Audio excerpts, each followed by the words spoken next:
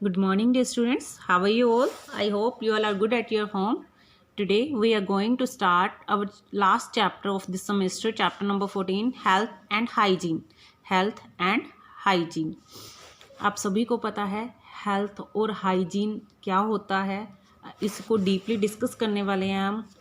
अभी जो टाइम चल रहा है कोविड-19 का, तो उसके लिए भी हमें अपनी हेल्थ का और हाइजीन का स्पेशली ध्यान रखना चाहिए। तो आपने इस चैप्टर से बहुत कुछ सीखना है और उसको फॉलो भी करना है। क्लियर? तो आइए करते हैं हम start. Health is the main part of our life. If we are healthy everything around us look beautiful. Health क्या है? हमारी लाइफ का बहुत इंपॉर्टेंट पार्ट है। अगर हम हेल्दी हैं तो हमें अपने चारों तरफ बहुत अच्छा दिखाई देता है। हमें तभी अच्छा लगता है जब हमारी हेल्थ सही है। We can only remain fit and healthy if we have a pleasant and clean surrounding. और हम हेल्दी कब रहेंगे, फिट कब रहेंगे? जब हमारी सराउंडिंग, हमारे आसपास का एरिया प्लीजेंट हो, अच्छा हो और साफ़ सुथरा हो। Health means health mainly defined as a state in which we are free from disease. Health का मतलब क्या है? ऐसी स्टेट, हमारी लाइफ की ऐसी स्टेट जिसमें हमें कोई बीमारी ना हो। We are free from disease. ठीक है, हेल्थ को हम कैसे डिफाइन कर सकते हैं? As a state in which we are free from disease.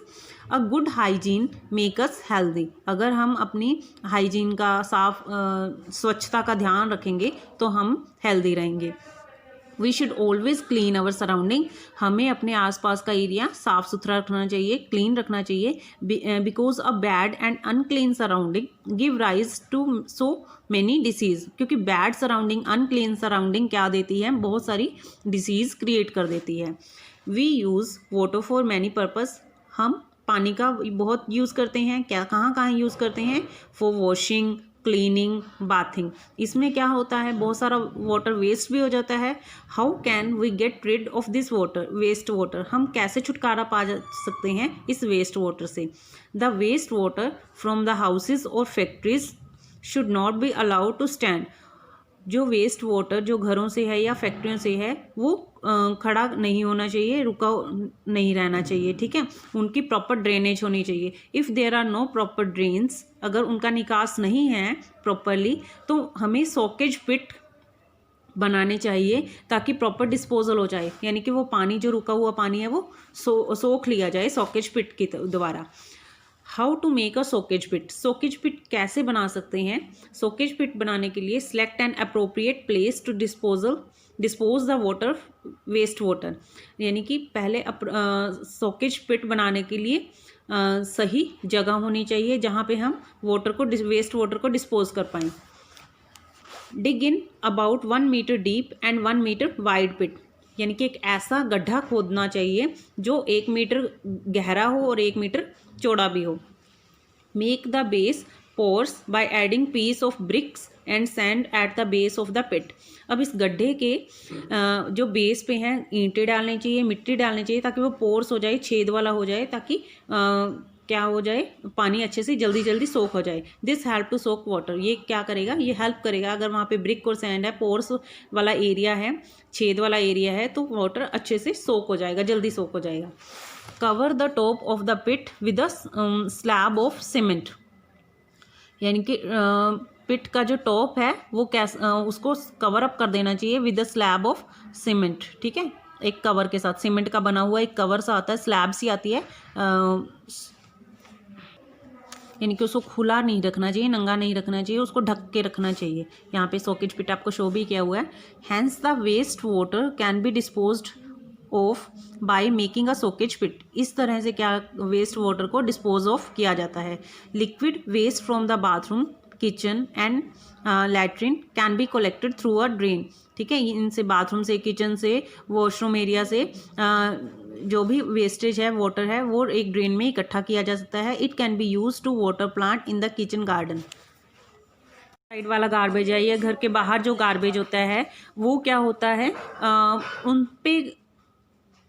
उन पे जर्म्स पनपते हैं। ठीक है, लीव करते हैं, बोन करते हैं, तो ये क्या है? उनके लिए प्रॉपर प्लेस बन जाता है, प्रॉपर होम बन जाता है जर्म्स के लिए। These germs breed here. क्या है? आगे जन्म देते हैं, यानी कि अपनी नस्ल को बढ़ाते हैं, अपनी फैमिली को बढ़ाते हैं, यानी कि मच्छर है, मक्खी हैं, वो आगे पनपते हैं, ठीक है, आगे ब्रीड अपनी फैलाते हैं, फैमिली इंक्रीज करते हैं। You also have seen uncovered drain और पिट इन विच वाटर स्टैंड। आपने अनकवर्ड ड्रेन्स देखे होंगे, पिट्स देखे होंगे, गड्ढे देखे होंगे जहाँ पे पानी ठहरता है। This type of water which is collected in the pit और drain is a suitable home of flies and mosquitoes. ये जो रुका हुआ पानी है, ठीक है, मतलब ड्रेनेज का हो गया, ड्रेन्स का हो गया या फिर पिट्स का हो गया, ये घर है किनका, मच्छर मक्खियों का, ठीक है।